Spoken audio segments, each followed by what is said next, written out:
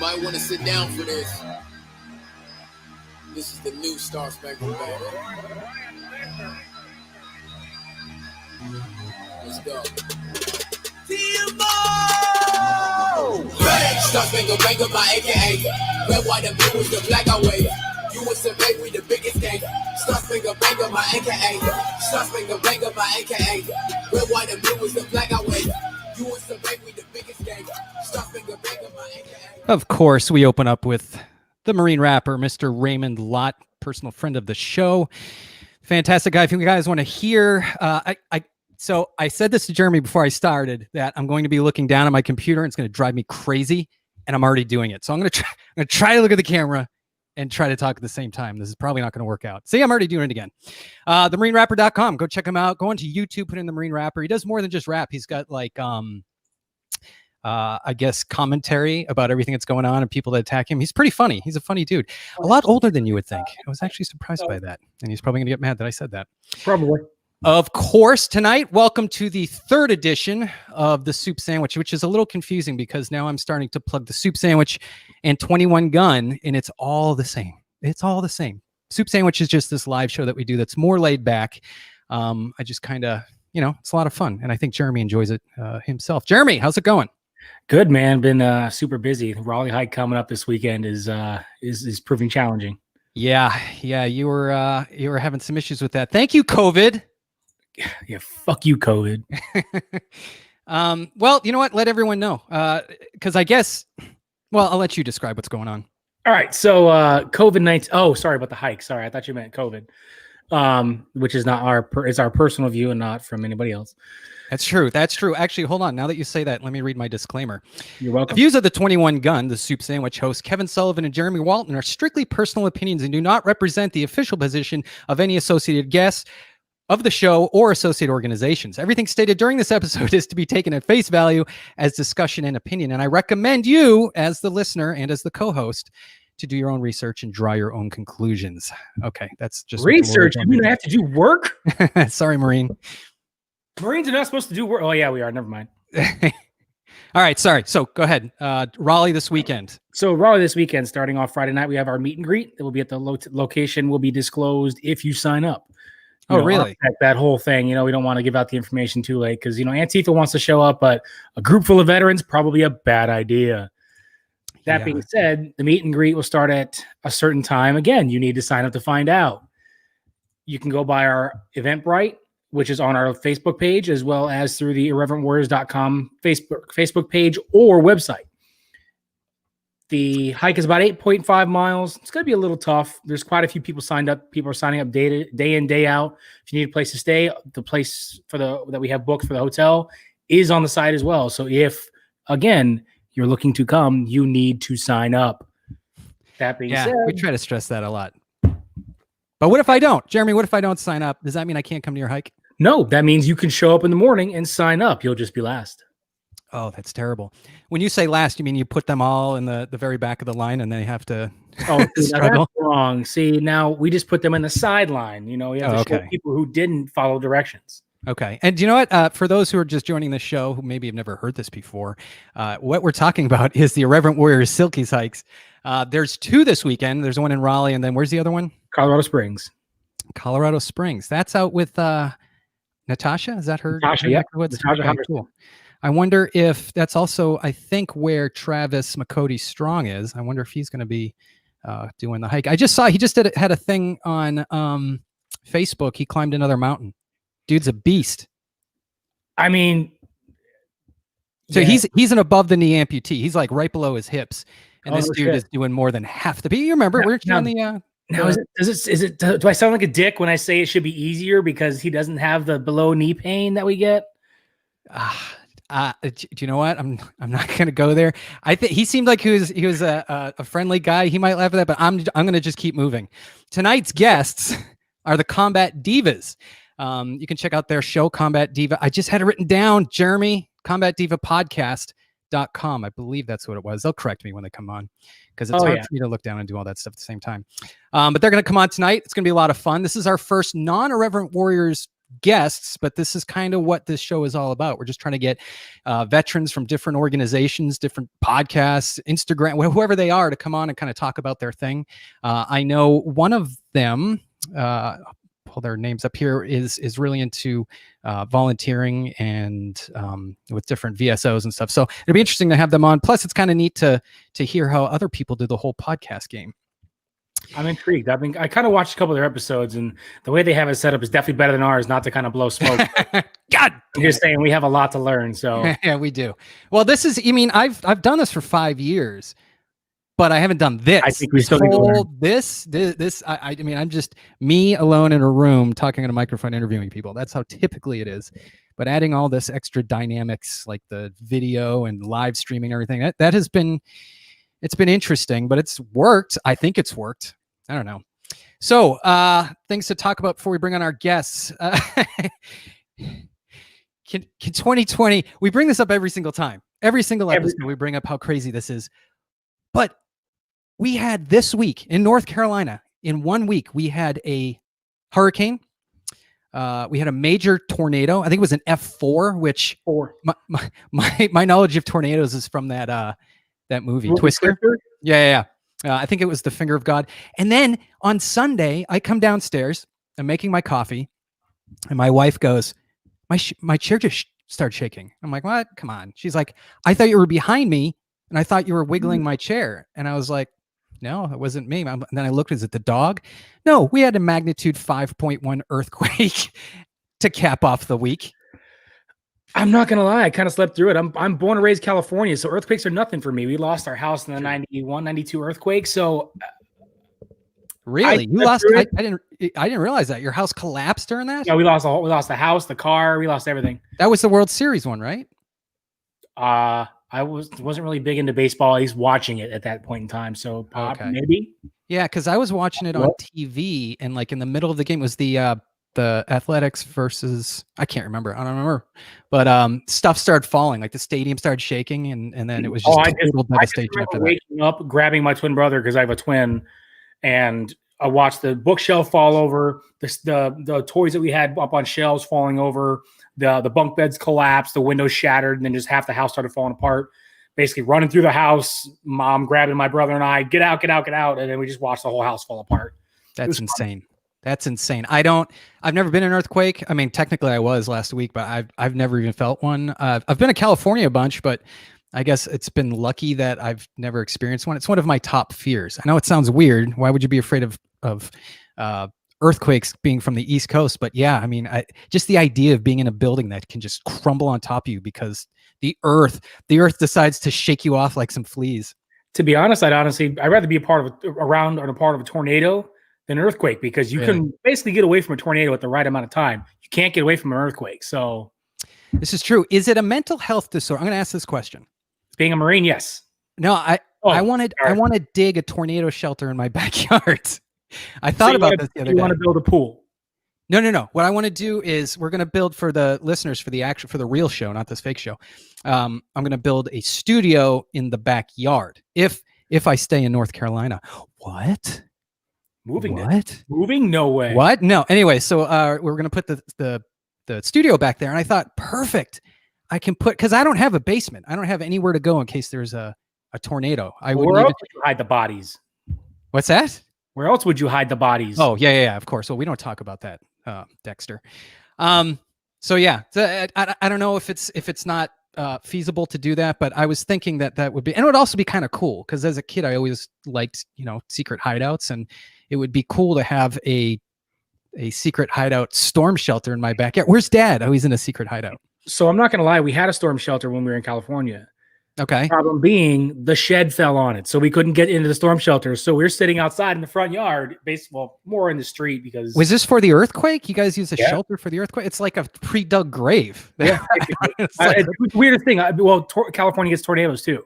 Oh, okay. So being how fortified it is, it's not a bad location, but you don't put a shed next to it. So no one ever said our parents were smart when we were younger. It just goes to show you, right? So, without getting into the specifics, because I don't know, I'm a medical provider. I don't know about science beyond medicine. people always stress about the Earth. They're always like, oh, the Earth is burning up. Oh, we're all going to die. Oh, if the Earth doesn't want us here, right? Humans, if you look at the whole grand scheme of how long the Earth has been around, like I think it's 4.5 billion years. We've been around for like 200,000 years. Not long at all. Not long at all. If the Earth doesn't like us, if the Earth is like, hey, do you know what? It's getting a little too hot. It's going to shake us off like fleas. We'll be a blip in the memory of the Earth. And so when you think of it that way, right, it makes things less stressful because I'm like, all right, well, if we're done, we're done. I mean, what can you do about it? That's kind of how I feel about this virus. If you're going to get it, you're going to get it. Yeah. This needs to be done. Have you ever heard of the simulation theory? I'm assuming simulation. Joe Rogan brings it up a lot. So the simulation theory, and there's a lot of smart people that I don't want to say espouse this theory. Even Elon Musk, I think, brought it up. So the idea is we are going to make artificial intelligence, and artificial intelligence is going to be very, very advanced. Because I mean, just by nature of a computer that knows it's alive, it's going to be more advanced than we could ever consider a computer being, right? Because it's going to be able to learn from itself. It's going to network. It's going to be craziness. Either it's Skynet or it's Johnny Five. I'm just putting my money. Yes. Well, probably Skynet. There's a great book. I had him on my old podcast. His name is James Barrett. He wrote a book called Our Final Invention. Read it. It'll scare the shit out of you. And it makes me not want to go in my Tesla in the morning. I'm like, what are you thinking about doing? So the idea is, since we know computers are going to be that crazy advanced, computers are going to, when they become AI, they're going to start running simulations to look at the past and how humans acted, almost like a science experiment. So they will run billions of these simulations filled with artificial intelligence, and they'll be so real that the artificial intelligence, me, you, the Combat Divas, we're not going to know that we're not real, right? And then crazy things like this, simulations will throw crazy things like, what if, I don't know, the Mormons are right? What if the Muslims are right? What if we get hit by a comet in 2020? You know, like it's going to run all these different simulations. And I used to think that was kind of a cool idea. It doesn't matter because if you don't know, I mean, like it doesn't change anything about life. But it's kind of cool to think about until 2020 hit. Now I think we're in a simulation. I don't think we're in a simulation. I think we're in a damn video game. What do you think? Is this the Matrix? Come on, man. I do. I seriously do. Because if there is billions of realities, the odds of us being... Is this a Marvel? Okay, now are we in Marvel now? Now we're skipping... No. If each reality is a possibility, then the odds of you being in the actual real carbon human reality is like 1 in a billion. So the odds are that we are in a computer simulation. So you took the blue pill. Got it. I rest my case. You took the blue pill. I knew it. Any other announcements for Irreverent Warriors before we bring our lovely guests on? Other than upcoming hikes, I mean, they just had Chattanooga not long ago. I think that was last weekend on the 8th, I believe. Yeah, Colorado. We had one of their guys on. Correct. Yeah. So we had oh Lord, that was James, right? We had I think it was God. Sorry, man. We had someone on from Chattanooga. Bobby. We had Bobby. Oh, no, it was Des Moines, not Chattanooga. It was Des Moines. Des Moines was last time. Chattanooga's coming up after Raleigh, along with Raleigh on the 22nd. So yeah, that's right. That's right. 22nd is Chattanooga and Indiana, Quad Cities, and then we have September 5th is Cedar Falls, and then Jacksonville, North Carolina, good old Jayville. So just keep an eye at reverendwarriors.com for the hikes and sign up. You know, you can't go wrong. My phone keeps blowing up. Don't they know I'm on? Oh, this is actually my cousin just texted this to me. Don't forget. One thing we can learn from the Combat Divas at this point in time is get off your phone when streaming. He put on here, don't forget the UFOs for 2020. I forgot about that one too. The UFOs that those Navy jets that the Pentagon released. It's just another example why we're in a simulation. So as we're getting out of the Matrix and I have a real state. All right, let's bring on our guests. All right, so tonight, like I said earlier, we have the Combat Divas podcast with Tiffany Jackson and Tanisha Bolian. I'm probably screwing that up, so correct me when you come on here. Yep. They're both, I believe, out of Chicago, Illinois. Do you say the S in Illinois? No, Illinois. Illinois. You say Illinois like New Orleans? Yeah. Is that okay? Well, I don't find myself saying Illinois Why did they put an S on it then? Damn it. Where were we? Instead Tiffany. of death. Tiffany is a U.S. Army veteran, mother and wife, an advocate for many cases, and a self-described chronic optimist, which we can't have too little of chronic optimism in these days. Tanisha, I just messed up her name again. Bolian is a U.S. Army veteran as well. She's a single mother, has a degree in mass communications. From her bio, her story is full of darkness, rising above, healing, and maintaining her spiritual ground. Of course, they have their podcast, and I believe they just wrote a book. So let's bring on our guests. Hey, there we go. I'm going to try to do this. Look, I'm going to mess with, wait, no, Kevin, don't mess with it, but I could. I'm going to hand check. Did you what? Oh, here we go. There we go. Hey, look at that. You guys have the full screen. I'm learning this stuff. It's just awesome. So we have who's on the left and who's on the right? Tanisha. Okay. Tiffany. Okay. And you guys are both Army veterans. Yes. Yeah. Did you serve together? We did. Okay, cool. What was your MOS? 88 Mike. Transportation, truck driver. Okay. What's weird about that job is in the Air Force, it was like, oh, that's an easy job. And then they ended up riding convoys all over Iraq. It was like one of the worst jobs. We trained a lot of them. We trained a lot of Air Force. That's cool. Yeah. Down in Texas, is that where they did that? We trained them while we were in Iraq. Yeah. Oh, really? Oh, great. Talk about on the job. On the job training. So what years were you guys in? I'll go first. Yeah, I enlisted in 2007, and I recently medically retired, unfortunately, in 2017. So. Okay. Sorry about that. Yeah, join the ranks. Yeah. We're all busted up on this show. So I joined in 2002, and I was deployed in 2003, 2004. And we did our second deployment together in 2010 to 2011 in Iraq. So. Okay. Yeah. 2010 to 2011 in Iraq. Okay. Still a very dangerous place up until, I think it still is dangerous. I don't know. I stopped paying attention. Yeah. So when you joined, did you guys have any sort of choice, or you're just like, hey, guess what? Truck drivers. I didn't. It was the recruiter thing. They tell you anything. Hey, can I be an astronaut when I get to the? Yeah, you can be an astronaut and get to the Army. Sure. Needs an Army surprise. What is 88 Mike? You're a truck driver, but you can be an astronaut like in a year. So just stick with it. So that was my story. Me, I originally wanted to be I wanted to fly planes, but my eyesight is shit. So they was like, you have to get LASIK. So I was like, what's another way of transporting shit? So I was like, what's the shortest school? It was like truck driving. I was like, fuck it, I'll be a truck driver. Still correct. Yeah. Well, it's not much different. I was a C-130 navigator, which I think I have the picture right there. We're just truck drivers with wings. That's all we were. That's a good way to simplify that. I just didn't have eyes for it. We took a lot of pride. I like talking to folks that were driving convoys. We took a lot of pride in that every flight that we took, we were keeping trucks off the road. So it was like, we were tirelessly flying, because I'm like, especially I was there in 04, 05, and 06. And we just worked our ass off to try to keep you guys alive. So man. So thanks. Well, Jeremy knows something about driving a truck. He hit a bomb while driving one. Oh my God. So I joined in 2003 through the Marine Corps. And I got out of the Marine Corps 2008.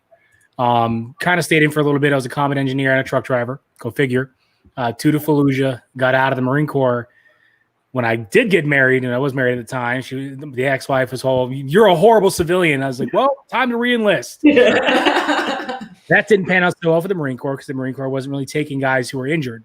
So I went to the Army and said, "Hey, how fast can you get me in?" A week and a half later, I was in boots and utes and getting back, and I was right in the Army. Yeah. At Fort Drum. Part of 7th Engineers, went back to Afghanistan. About a week and a half into country, I ended up hitting my last IED, and then I medically retired. So, what part of Afghanistan? What part of Afghanistan were you in? Just south of Camp Leatherneck. Oh, cool. I was in Kabul in 08-09. So we were just outside Kabul. So we were doing milk runs between Kabul and Camp Leatherneck. Oh, wow. Okay, cool. We did some joint operation with the Marine Corps, which is oddly enough, you switch to another branch and you still work with the Marines. I don't know how that is. She used to tell people that she was in the that she was prior Corps. Like, it was early on. She was like, when I was in the Corps, and it got to the point where people really believed that she spent some years in the Corps. But I'm like, she was super young. I'm like, when did you think she served? I had a lot of discipline, so people thought I didn't belong. It was like, you must have been in the Corps somehow. And it's the verbiage too, especially when you get around Marines who actually talk like that. It's like, man, when I was in the Corps and you start talking, it's like, yeah, all right, let's go. Exactly. Until somebody actually asked me, they was like, well, Tiff, she was in the Marine Corps. I was like, are you serious? I was like, so she wasn't in the Corps. I was like, oh, no, she was in the fucking Marines. When the fuck was she to serve? That is right up with my level of humor. I enjoy that. I mean, that's hysterical. You're just walking around saying when I was in the Corps. Yeah, I just walked up to people. Back when I was in the Marine Corps, we didn't wear shoes. We kept going. Because Marines are like one-uppers, so no matter what you do, they did it worse. So that's really funny. I did my best to really get away from the whole like one-upping. When I first got out, I was like, fuck everybody else. I was in the Corps. We're first in, last out, run. Then I realized after you get out, it doesn't mean a damn thing. So, can you imagine if Air Force went into the Corps? When I was in the Air Force, they honestly wouldn't even make it a day. Hey, now. We paid the Air Force more money just to tolerate us. Like, we live next to the Army. You're not wrong. No, I absolutely self-deprecation is fine. My running joke is, you there, enlisted man, carry my bag. Damn it. Look, I was also very jealous of Air Force. My first tour, 2003, 2004. Matter of fact, I was just there like February 2004. So they had way better accommodations. They were the ones that took over like Saddam's palaces and shit. Wow. We had like the little sheds and shit on the other side, like a little dirt road, and we had to have makeshift bunks and they had it really good. I was like, man, why the fuck did I join the Air Force? But my scores was a little low. So I had a headache that day when I did the ASVAB. I had a headache that day. Right, that's right. A hangover headache? I scored high on the ASVAB and I still joined the Marine Corps. So I guess they really are that dumb. Yeah, it's sorry. This all day. I'm sorry, man. It's tough. It's tough when we would go to the Army chow halls and stuff. You guys had plastic forks and spoons, and it was no tablecloths. No fucking. We're barbarians. I was like, shit, we damn near eat with our fucking hands. Used to eating at chow halls. The Marines just basically killed whatever was running around. I had Zach. God damn, what was his last name? Zach Baker. He's the guy from. He's a Marine, and he actually volunteered on a TV show to go into prison and be a fake prisoner to rat out where the drugs and all that stuff was coming, like to be an undercover informant. Yeah, really crazy. Very, very wrong. In a lot of ways. It was insane. Cool guy. Actually, it's called 60 Days In, first season, if you guys want to check it out. But he told me they would be weeks without food, and they would just find chickens and rats and cook them up. And it was the best food, because when you're that hungry, it's the best food you could possibly have. Oh my God. Go ahead. Sorry. Did you find a way to cook it? I would have to go back and listen to the interview. It was about a year ago. But yeah, I think he said each person got a handful of rice and a little bit of meat, and yeah, that's just the way it is. Wow. Like some Marines. That sounded like major heartburn. One time our ice cream machine was broken in Balad. I think they're gonna put me in for a medal, I think, for that. Got a silver star for that. Right, that was horrible. Oh my God. He had a lobster eating contest. It was the worst thing ever. So you guys it sounds like there was some gap in between when you were both serving, because Tiffany got out first. I did. She's still serving. I'm still serving. Oh, you're still in. I didn't realize that. Yeah. Oh, so that's interesting because, two things. When did the idea of doing a podcast come on? And before I forget, do you have to kind of watch how you say things and tread softly, considering you're still associated with the DoD? I do. She pretty much can say whatever the fuck she wants. And me, because we'll tell our stories, but then I can't say certain things. She'll take it away, and I'll just kind of like co-sign it, like yeah. But I can't say too much because I don't know who's listening. Yeah, that's a rough thing. Well, you know what? It's kind of it's kind of the same thing whenever you have an organization that you're working for, because and I get it because everyone's got their own opinions and you don't want to look or at least make the larger organization look bad. Are you guys familiar with Vet TV at all? I am not. Okay, so our founder, his name was Donnie O'Malley. This is founder it's a giant umbrella. Donnie O'Malley made this thing called Vet TV, which is like a YouTube. No, I would call it a Netflix for veterans. Yep. Yeah, and it's about as offensive as you could possibly come up with. And I love that. He does such a good job. But I lost my train of thought while we were talking about that. I can't remember. Anyway, how to keep your yeah. We have to kind of, we're all kind of attached in a certain way, and of course, I mean, I don't want Irreverent Warriors, who is our associate organization, underneath all those. I don't want to make them look bad, especially with the mission that we do, and the mission is to improve veteran suicide. So yeah, it's tricky, but it's something you got to do. Yeah, you have to use a certain amount of humor though, dealing with subjects so dark like veteran suicide. So I mean, not too morbid, but there's a certain amount of humor that cushions the heartbreak on that. I mean, we get a little dark though. We get a little dark. Like we found out because we had 2 suicides in our company, and they happened about almost like a year and a half, maybe like a year or so apart. And the first one, it was bad, but we was like, we kind of suspected it. We kind of knew it was going to happen, but much respect to his family. But the second one, when it happened, it was like, what the fuck, man? Like, we're going to fuck you up when we get up there. Cause that was some bullshit. You could have said stuff like, we'll take like that and we'll get some laughs and we'll laugh about it, to kind of like mask, to keep from crying. So we have our little jokes, but then we kind of mourn in private. Yeah. But we also known that what we typically do in the military, because you have to suck it up and drive on, like we feel shit later. So, because you have to continue the mission. So all that stuff will happen. We absorb it all and we never get a chance to unpack it, and we unpack it later. And sometimes it could be healthy and sometimes it could be a little bit unhealthy. So we try to laugh it off as best we can. It's part of the culture to power through it. You're a war fighter, and I'm not broken. What's wrong with me? Exactly. And then you self-medicate. Then you get NJP'd for drug use, and then it spirals. Yeah. And the other thing too is, and I remember we had a suicide in our squadron, and I remember the guy who did it. Again, it was shocking, but I guess if I could put a list of who was going to do it, I would have said him. Yeah. And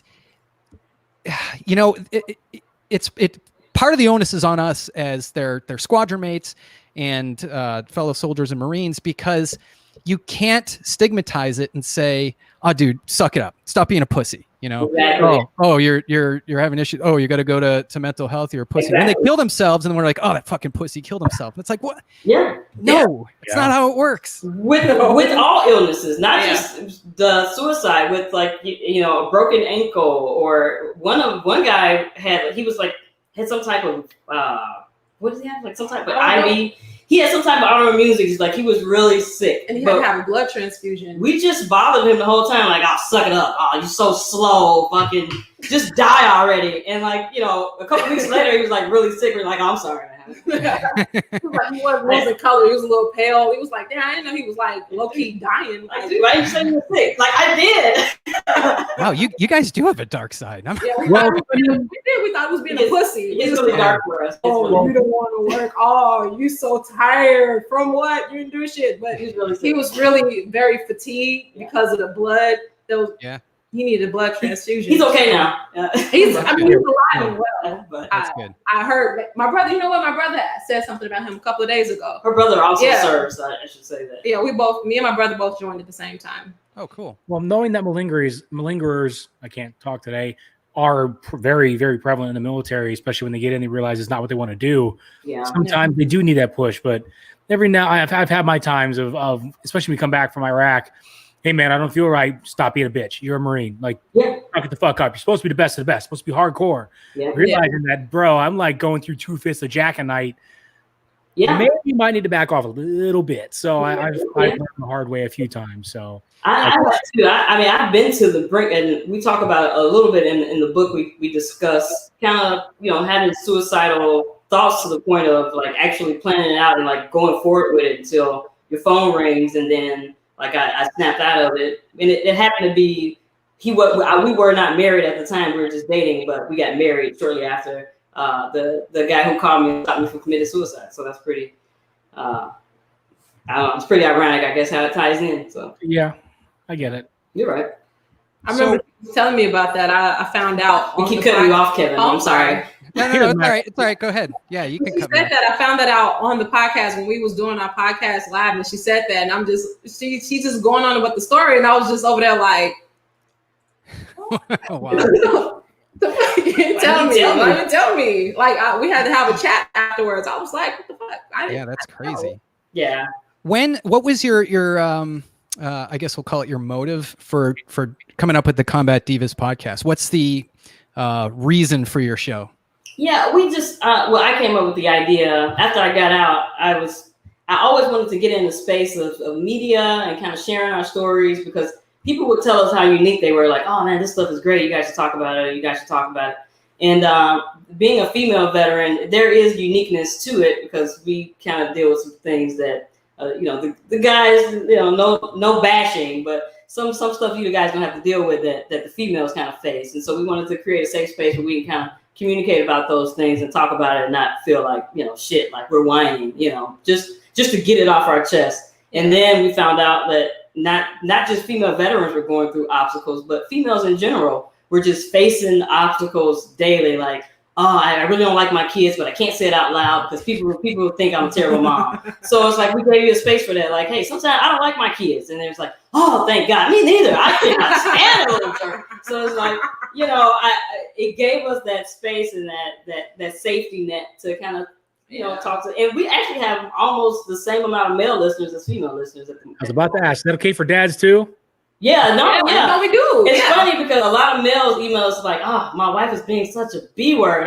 I see now why. I guess she just wants me to clean up a little bit. It's like clean up a little bit, but yeah. I think more booty like that. I think it's one of the good things that are coming out of technology in this war is that there's so many, I should say wars, there's so many outlets for veterans to be creative and to share their stories, right? Because we grew up with the idea of the grandfather who was in World War II that, you hear the story, he doesn't really like to talk about it. And I think people don't like to talk about it because veterans, unless you're a Navy SEAL, are usually humble, and it feels like you're bragging, right? Yeah. But it's important to tell your story because you just said it right there. I mean, it normalizes the shit that we go through. And then you go, I thought I was the only one that was I thought I was the only one that needed an Ambien and a shot of bourbon every night to go to sleep for 5 years. And it's like, We just needed people to know they weren't alone. And it gave us that space. And then after a while, we were like, man, I always wanted to write a book. So we linked up with a publishing house she's also a Marine veteran actually. And she kind of took our book to life, and it's been amazing actually. So that's very awesome. Therapeutic. Like when she had the idea, she brought it to me. I was like, yes, thank you. Because I have a degree in, mass communications, but I'm like, the current job I'm in, I'm like, I'm not using it. And when she brought it to me, I was like, something I can breathe, something I can get a lot of stuff off my chest about what I went through in the military, still going through in the military, and stuff that I'm going through on the civilian side. So it's been therapeutic to me. And then our listeners, we find out that it's very therapeutic to them too. So Did you have to do the whole DOD process with that too? She probably should have. I remember hearing Matt Best. He was talking about the process he had to go through and the amount of stuff they redacted out of his book. And I just didn't know. So where do you even start? So like, you're going to write a book. A lot of people want to write a book. I have a good friend, Jason Piccolo, I think he's written a couple books. It's like, I've had the idea, now that I've accumulated, I don't know, 50 or 60 interviews with veterans. to write something, but it's like, where do you even begin? Just sitting and typing? You just start. You just start. Throwing up on paper or on a keyboard, whichever one you're comfortable with, and it'll start making sense and weaving its own baskets after a while. And it's like, oh, that makes sense now. I can put this together. So it helps that we have the help of the publisher. She's amazing. It's Unfeathered Ink is the name of the publishing company.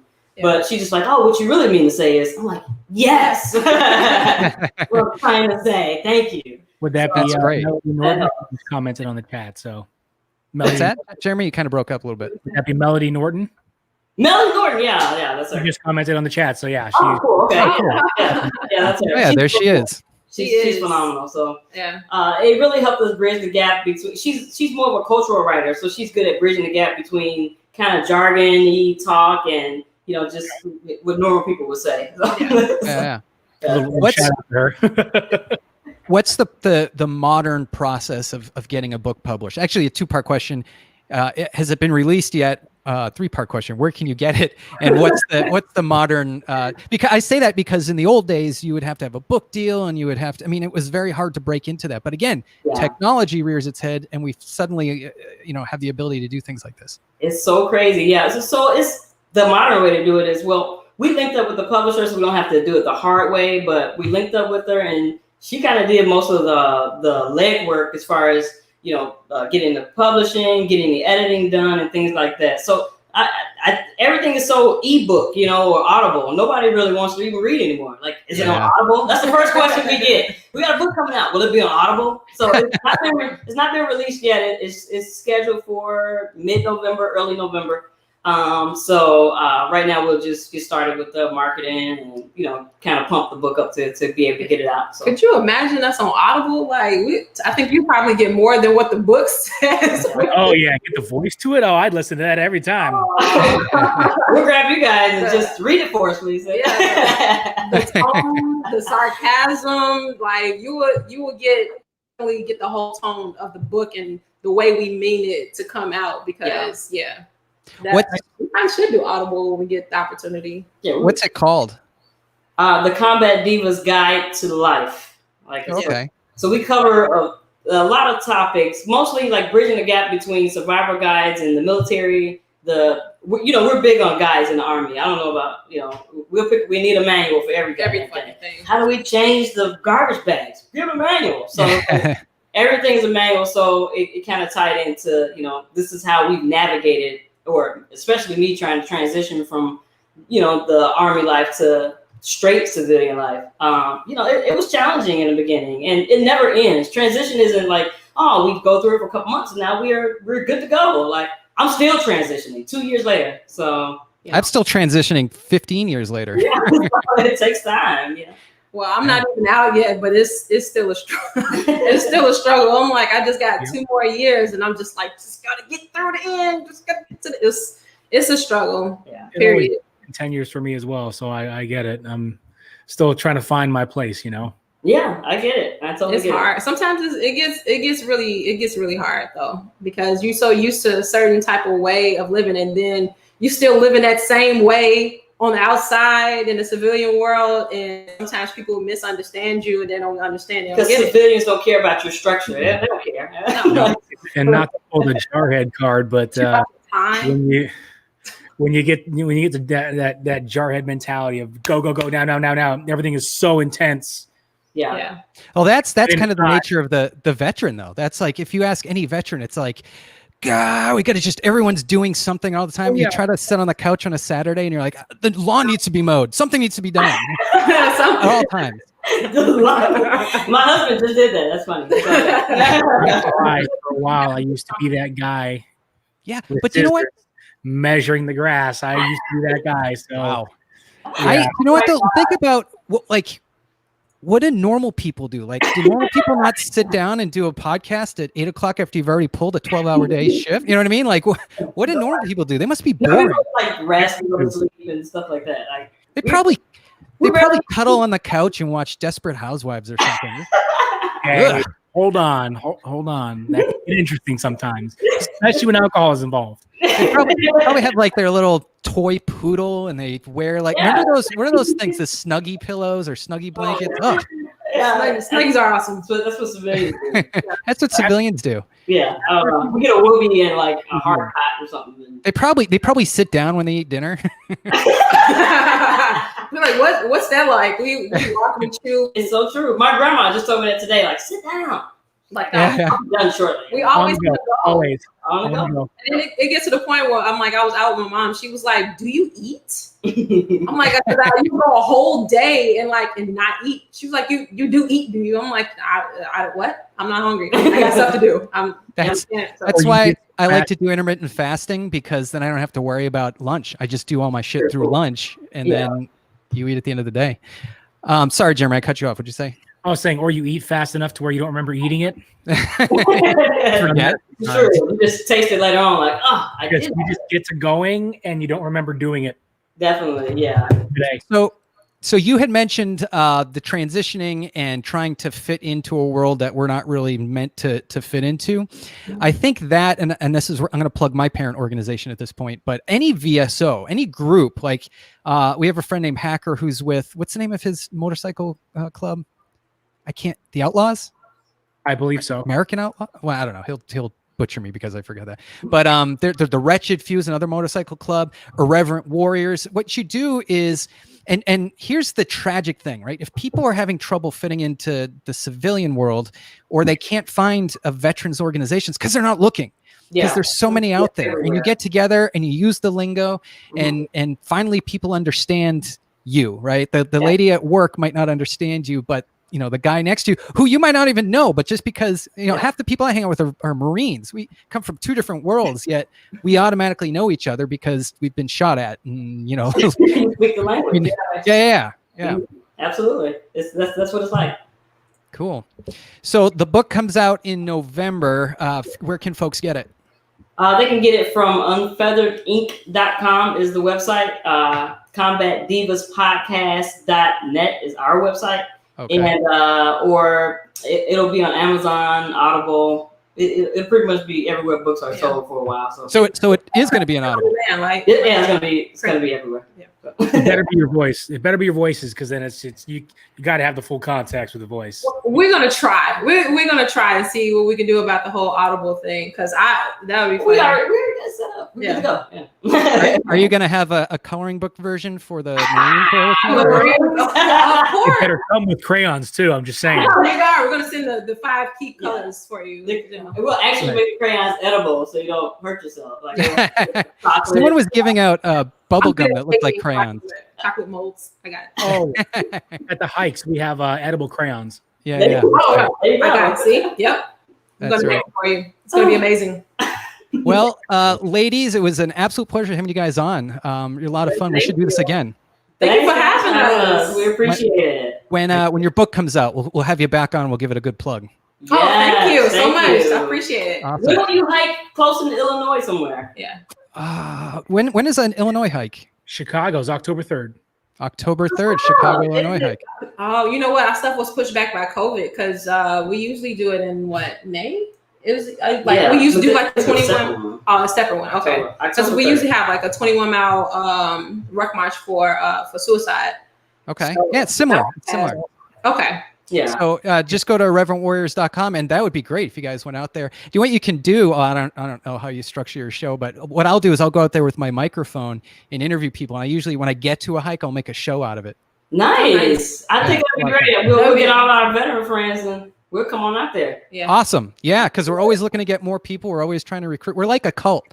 We're like, hey, you notice you might want to join our group. Yeah, no, it's good. I'm big. Well, really quick plug. I thought you were going to say I'm big on cults. In the American Legion. So I was just appointed as the service officer, and so we're always looking to kind of get the word out about what different veteran groups are doing, and hopefully kind of coordinate with you guys and get these guys out there. We do wear silkies. It's a little jarring to see that many man thighs out in the middle of what do you call Ranger panties? Ranger panties, yes. Yep. Yeah, I see. Some got some nice legs, some nice glutes. They got some nice glutes. Well, I'm actually wearing mine now, but I won't show you. I make a promise. Do it. No, you had them on. Do it. You gotta do it. Do it. I didn't realize they were hiked up that much. I got my balls going to fall out. Got it. I like it. Thank you. Yeah, I'm all American flag today. What's funny is our last live show, I realized I was wearing this t-shirt. So yeah, I'm a one trick pony over here. All right, ladies.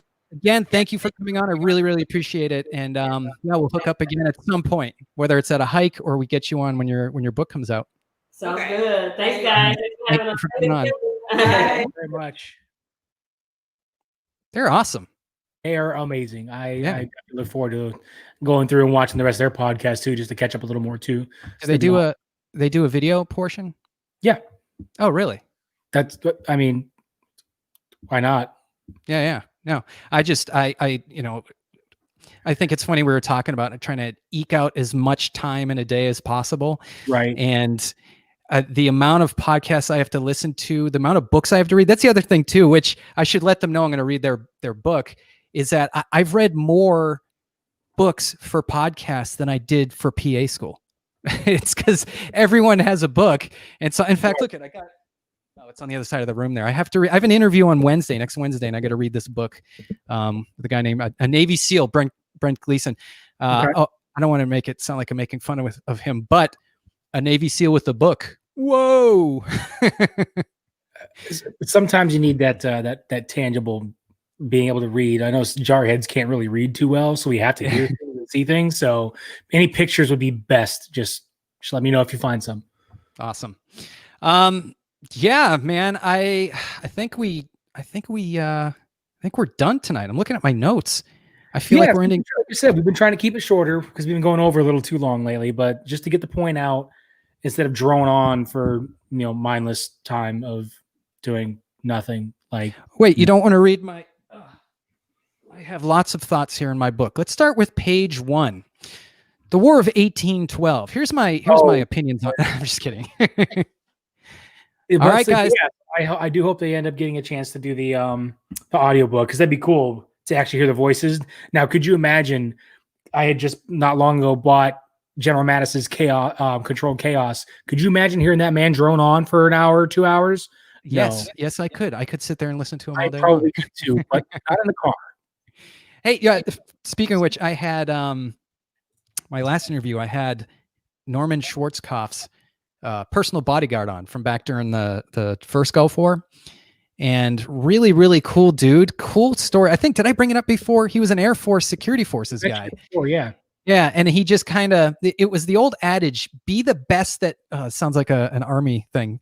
Be all you can be. But if you're the best at whatever you do, like, it doesn't matter. You can take this out of the veteran world. You can just say, and whatever your job is, if you see something that you want, just be the best at your current job. Like, right. No doubt, if someone says, "Hey, who's the best tire changer?" Oh, that's Sully. He'll do it. He's great. And then you gain things from there. Well, he just kept getting better and better, and eventually Norman Schwarzkopf heard about him and has him as the chief of his personal security detail through the Iraq War. It's freaking such a cool story. And this guy, that's a little Air Force pride there, because this guy was in charge of Delta operatives. I think he had a SEAL on his team. I mean, just because he's Air Force. I mean, this guy is legit knows his skills. I mean, he was on something called Elite Guard. But yeah. So this Saturday, actually starting Friday, sign up, and I guess you'll give them an email where we're going to meet up Friday night. So the information being passed out will be through email, and then when you sign up, it does have the location of the start point for the hike for Saturday morning. Okay. Last thing, it hasn't happened yet. There's a lot of people protesting and rioting and stuff like that. Any worry at all about Antifa showing up to Raleigh? As vets, we're never worried about Antifa. Optics. Walking down the street, I'm pretty sure they're not going to bug us. It's Raleigh for one. Two, we're surrounded by military and military towns. I think we'll be okay. But being the route coordinator, and it's my job to be in charge of where we're going, times we're going to be there, I have been keeping up. There's a protest going on tonight, and there will be a protest Saturday at some time. But I think the time frame for their protest, we're not going to be in the area, so we should be fine. Okay, Yeah, that's good. And if someone does engage you, I mean, remember you got to think about the big organization, right? Irreverent Warriors is here to help veterans, to curb veteran suicide, and that's number one. We're not here to have, a black cloud over us. So, just don't engage. Just hang out with your buddies, turn the other cheek, and just move down, or move on. So just move. We just push through, because that's the last thing we need, is to be try to guide us in other directions. For one, we are under permits. That means we need to stick to our plan, but we don't engage. We just keep moving on and let them do their thing. And then that's the greatest thing about that whole situation is you ignore them and then you don't give them the power and time. They just go away anyways, because they can't get the best of you. So we're not worried about it. Yeah. Well, that's good. All right. I'm going to try this again. We're going to go out with, I'm hitting all the right buttons. If we had someone, you know what? I say that, but the music is gone. Why can't I get this? The intro and exit music. Why can't I ever get that to work? We need what's that called? The producer. That's you. You're the producer. See, but you said you do it. So therefore, you're kind of the boss. You say, hey man, I got this. You got this, right? Yes. All right, here we go. And I need a picture there instead of just this blank screen. But now let's try to do it. We're going to sound like a real professional group. You're probably not even going to be able to hear it. But we're going to go out with Ray Lott. Let's see. Tell me if you can hear it. No. Yes. Yes. Nice. Oh, until I ruined it. So check out 21gun.net. That's 21gun.net for everything 21 Gun. Send emails. I forgot. I've been getting a lot of emails from people, and I love reading them. And what I'll start doing is reading them on the show. Yeah, and that's about it. Combatdivas.net. Check them out. Give them support. And until next time, a couple weeks, I guess, and we'll be live again. Until then. Represent USA every day. Not just Independence Veterans Day. Like most of you voters ain't all you fake. But still you don't want to embrace me because of my text in the state of it. The old man once told me they'll kill me because I'm educated. They hate it, but they free it. They yell BLM because you messed it up. Once had a message, you fucked it up. I'm in the middle because whites think I'm trouble and blacks call me uncle.